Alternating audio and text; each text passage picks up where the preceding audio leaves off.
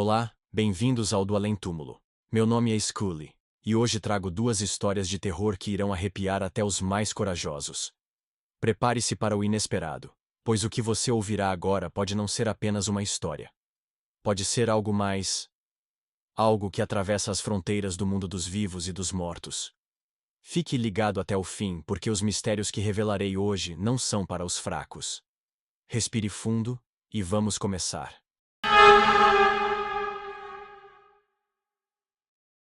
Era uma noite escura, com o vento assobiando pelas frestas das janelas. Laura estava sozinha em casa, após um longo dia de trabalho. As luzes piscavam fracas, e o silêncio era absoluto. Foi então que ouviu um som vindo da porta da frente. Primeiro, um arranhar suave. Ela ignorou, acreditando ser um animal tentando entrar. Mas o som aumentou, se tornando mais pesado e contínuo. Hesitante, Laura se aproximou da porta e olhou pela pequena fresta da janela. Nada. Nenhuma alma viva. Ela deu de ombros, pensando que a escuridão da noite estava brincando com sua mente. Mas quando ela virou as costas para voltar ao sofá, algo inesperado aconteceu. A porta, que estava completamente trancada, se abriu sozinha. O medo tomou conta de Laura, mas ela decidiu investigar. Passo a passo, ela foi até a entrada, com os olhos atentos a qualquer movimento. E então, viu uma sombra parada no final do corredor. Um homem alto, vestido com um casaco escuro, mas com o rosto coberto. O medo se transformou em pavor quando ela percebeu que ele não se movia. Estava parado ali, observando-a. Laura tentou gritar, mas sua voz parecia ter sido engolida pela escuridão. Ela se aproximou devagar, tentando entender o que estava acontecendo. Quando chegou mais perto da sombra, o homem deu um passo em direção a ela. O som dos seus passos ecoou pela casa silenciosa, como um prenúncio de algo terrível. Ele se aproximou ainda mais, até que Laura pôde ouvir sua respiração pesada. "O que você quer de mim?" ela perguntou com a voz trêmula. Mas a única resposta foi um sussurro suave, vindo de trás da máscara que cobria seu rosto. "Eu nunca fui embora." Nesse momento, Laura começou a perceber que algo estava muito errado.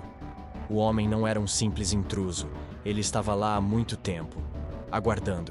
Quando Laura olhou para o rosto dele, a máscara escorregou ligeiramente e ela viu os olhos. Olhos sem vida, vazios. Ela tentou recuar, mas ele estava mais rápido. Ele a puxou para um abraço gelado, e o último suspiro de Laura se misturou ao som da porta se fechando. O amanhecer chegou sem piedade. A casa estava quieta, mas algo tinha mudado.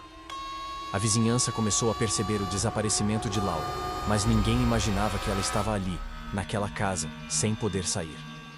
O misterioso homem de casaco não era um homem comum. Ele era a alma de um antigo morador daquela casa, um ser condenado a vagar entre o mundo dos vivos e dos mortos. Sua missão não era apenas assustar, mas prender as almas que se atreviam a viver naquele lugar, mantendo-as aprisionadas para sempre. Mas havia algo ainda mais perturbador. Laura não era a primeira vítima. Ele já havia feito isso com outras pessoas, e cada alma aprisionada se tornava uma parte dele, uma extensão de sua dor e desespero. As pessoas que desapareciam nunca eram encontradas, mas elas não desapareciam completamente. Elas se tornavam parte de um ciclo interminável, de uma vida além da morte, com uma única missão: continuar o ciclo de terror. Em uma pequena cidade do interior, existia uma antiga mansão abandonada. Ninguém se atrevia a se aproximar, pois uma história horrível rondava aquele lugar. A história do relógio da morte. Durante muitos anos, o objeto permaneceu intacto, guardando o segredo de uma morte que nunca foi esquecida.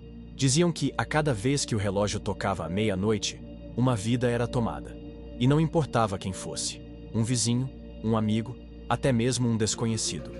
Não havia escapatória. Fernando, um curioso jornalista, se interessou por aquela história. Decidiu investigar a mansão e, claro, o relógio. Ele chegou até lá numa noite fria e sem lua, com a intenção de desmascarar o mito. As paredes da mansão estavam cobertas de musgo e a porta de madeira rangia a cada movimento. Quando entrou, o relógio, que estava em um canto sombrio da sala principal, parecia esperar por ele. Ele estava parado, com as horas congeladas, mas Fernando sentiu um frio no ar, como se estivesse sendo observado. Enquanto observava o relógio, um estranho som começou a surgir. O tic-tac, antes silencioso, agora soava cada vez mais forte. Algo dentro dele parecia estar acordando. Fernando se afastou, sentindo a pressão do ambiente aumentar. Mas quando o relógio bateu a primeira badalada, tudo ao redor pareceu parar. O silêncio tomou conta da mansão, como se o mundo inteiro tivesse sido suspenso. O tic-tac continuou, implacável, até que no meio da segunda badalada, o som quebrou a quietude da noite. A porta da sala se fechou com um estrondo e Fernando sentiu uma presença atrás dele. Quando se virou, viu uma figura alta, com o rosto coberto por sombras. Ele tentou gritar, mas a voz lhe faltou. A figura avançou lentamente e ele soube, naquele momento, que o que havia ouvido eram mais do que lendas. O relógio da morte não apenas indicava a hora, ele selava a morte das suas vítimas, e Fernando agora era uma delas.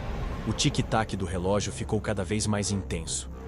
Fernando tentou sair, mas as portas estavam trancadas e as janelas seladas. A mansão, que antes parecia abandonada, agora pulsava com uma energia maligna, como se ela própria fosse viva, ávida por alimentar o relógio da morte. Ele correu pelos corredores, mas a figura encapuzada estava sempre à sua frente, bloqueando sua fuga. A cada passo, o som do relógio parecia mais forte, mais imponente. Quando Fernando olhou para trás pela última vez, viu o homem, agora diante dele, com um sorriso de satisfação. "Você não pode escapar do tempo", disse a figura. E foi o último som que ele ouviu antes de ser consumido pela escuridão.